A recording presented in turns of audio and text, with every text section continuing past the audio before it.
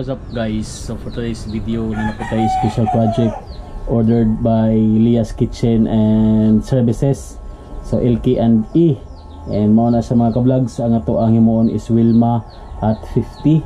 And ang 50 niya is whole size nga styro. And ang kabag-on is 1 inch kini siya. So naatay tulo ka mga styro diri nga nigpiece para na siya sa mga names kay duha man ni sila ka client ato ang servicean karon ang Mirasol's Catering Services and LK and E. So muna mga ka-vlogs nga maghimo ta karon og liter cut. And humana kog mix og gold mo na siya.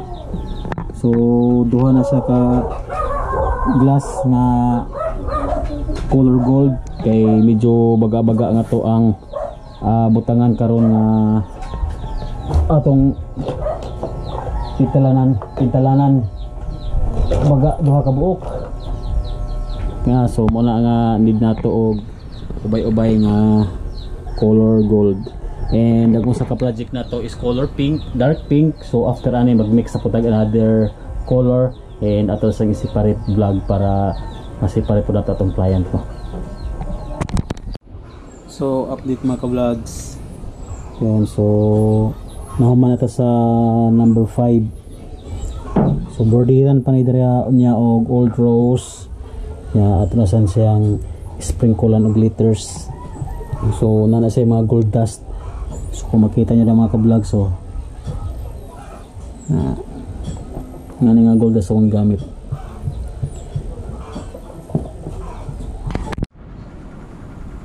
So what's up guys? So humana ta og lettering sa name na Wilma. So all caps ang gusto ni client mga ka-vlogs. So mga siya nga pa siyang di all caps para siya. Kung ang L ato lang gibutangan rig kasi ilang para at least na siya variety ba. So nabutangan na natin na siya mga gold dust na siya. So nanay gold dust.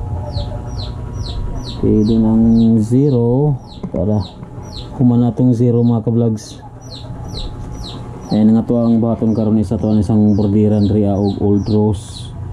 So di nakahimo na ta og old rose na mixture mga ka-vlogs. Kuha sa mixture sa white, then red, blue and black. Kaya siya ano siya old rose. Then natin ibutangan og jute nga tubig para nindot iyang consistency. So makita man sa video mga ka-vlog. So para dili kay sa lapot ba, smooth lang sa ining border nato. Ano siya. Then after ani proceed ta sa maybe tomorrow na ta mag-proceed sa usa ka project nato. Tomorrow morning ato lang siyang humanog border, tas ugma na po din natin siya i-cutting. Kay time check, it's 10:30 in the evening. So ato lang siya para makapahuway ta para natay enough energy para ugma. So see you mga ka-vlogs after nato ni mahumanog border. And ugma na lang kita mag-cutting ani kay happy tatamang nga to need na tumatog kay napatay buhaton ugma, napatay iliter kat ugma no? So see you later. So mga ka-vlogs, humana ta og butang o border sa to ang kanang gi-littering diri ano. So Wilma, so ato na siyang gibutangan og border nga old rose. So inig ka ugaan ni mga ka-vlogs na ni siya sayang shade anya sa in between purple and violet. Dili ba sa purple, dili po sa violet, something light sa violet and then something light po sa purple. So wala na ako ni sa butangi og glitter ang border mga ka-vlogs para mulutaw ang ato ang main nga glitter na. Pero ako na sagisagulan og silver dust kana para naa siya mga tagsa lang dili kaysa volume samaan ng mga nasa letter nga Wilma. So ato sa napaugkon mga ka-vlogs, tomorrow morning ranin nato ikat kay ato nasagta sa 5 and 0 nga number ato itong butang border. Kini nasa ko ang likod kina ato na butang border karon. So mo ni mga ka-vlogs ang number 5 ato na siyang nahimuan og border. Okay, di napatay pagkapin nga at and mo ni atong color na gibuhat or gigamit gold and rose gold. So kita rin na timpla na mga ka-vlogs gamit ang mga primary colors. And naadri ang sa igbaw akong isang at ang 0 and ang name nga Wilma is nasa ubos. Okay, ato sa nasa paugkon mga ka-vlogs para tomorrow morning sakto na uga mga ka-vlogs pwede na natin na siya i-cutting para after ana ato nang ma-deliver sa client. Pero dapat sa yugid sa buntag nato na siya i-cutting para dili ta maapiki sa oras, dili ta maapikihan kay kining 500 is baga ra ba niya siya nga styro, so need siya og precise nga cutting. And sa katupong sa Wilma nga pangan nipis po to siya, dapat careful po tayo nga dili siya mag-crack para at least ini-gravel na to paingon sa kang client dili siya madali maputol sa hangin. Okay, so mo lang siguro ni ko nga atong vlog karong gabihuna.